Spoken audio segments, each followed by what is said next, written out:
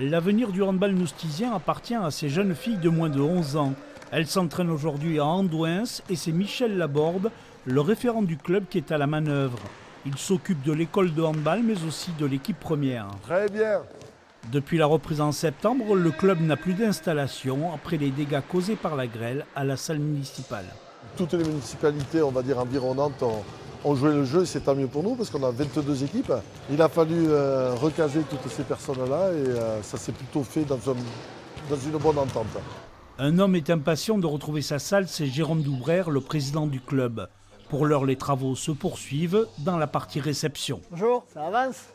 En juin dernier, la toiture avait été sérieusement endommagée par la grêle. Depuis, le club s'est organisé pour les matchs, mais sans réception pour les partenaires. Sans ces aides, le budget de 400 000 € ne pourra être bouclé. C'est une centaine de milliers d'euros qui va nous manquer pour boucler la saison. J'espère que les matchs qui arrivent, où on va avoir quand même 6 réceptions en 2 mois, donc plus une organisation des intercomités, vont nous permettre de faire des belles recettes et surtout de rattraper un peu le temps perdu, même si effectivement on ne rattrapera pas tout. Tout devrait être prêt le 18 mars prochain pour la réception de Cournon d'Auvergne en National 1 Élite.